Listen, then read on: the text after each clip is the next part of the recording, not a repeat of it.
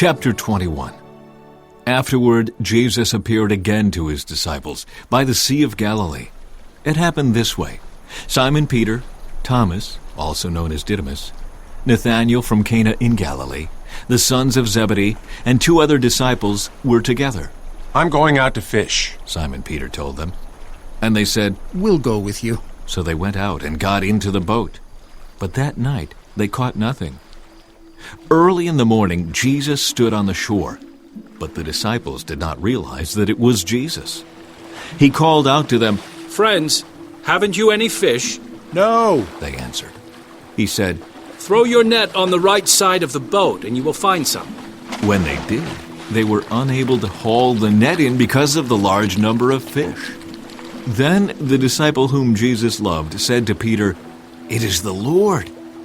As soon as Simon Peter heard him say, "It is the Lord," he wrapped his outer garment around him, for he had taken it off, and jumped into the water. The other disciples followed in the boat, towing the net full of fish, for they were not far from shore, about 100 yards. When they landed, they saw a fire of burning coals there, with fish on it, and some bread. Jesus said to them, "Bring some of the fish you have just caught." So Simon Peter climbed back into the boat and dragged the net ashore. It was full of large fish, 153, but even with so many, the net was not torn. Jesus said to them, "Come and have breakfast." None of the disciples dared ask him, "Who are you?" They knew it was the Lord. Jesus came, took the bread, and gave it to them, and did the same with the fish.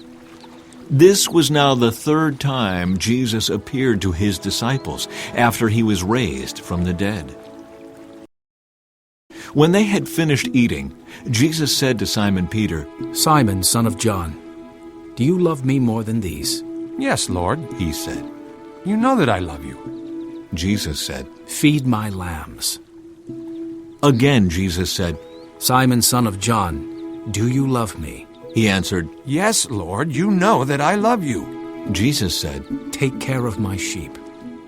The 3rd time he said to him. "Simon, son of John, do you love me?" Peter was hurt because Jesus asked him the 3rd time. "Do you love me?" He said. "Lord, you know all things. You know that I love you." Jesus said. "Feed my sheep. Very truly I tell you, when you were younger, you dressed yourself and went where you wanted. But when you are old, you will stretch out your hands, and someone else will dress you and lead you where you do not want to go." Jesus said this to indicate the kind of death by which Peter would glorify God.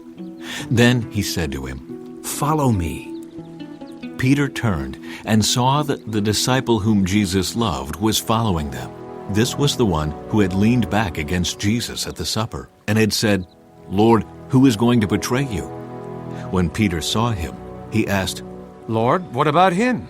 Jesus answered, "If I want him to remain alive until I return, what is that to you? You must follow me." Because of this, the rumor spread among the believers that this disciple would not die. But Jesus did not say that he would not die. He only said, "If I want him to remain alive until I return, what is that to you?" This is the disciple who testifies to these things and who wrote them down. We know that his testimony is true. Jesus did many other things as well. If every one of them were written down, I suppose that even the whole world would not have room for the books that would be written.